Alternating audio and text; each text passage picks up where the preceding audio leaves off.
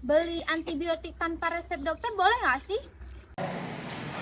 Jangan ya, Dek ya. Gimana kalau makanan yang kadaluarsanya kemarin, Kak? Jangan ya, Dek ya. Minuman yang kemasannya penyok. Jangan ya, Dek ya. Kalau kosmetik yang bisa mutihin kulit dengan instan, boleh dong, Kak?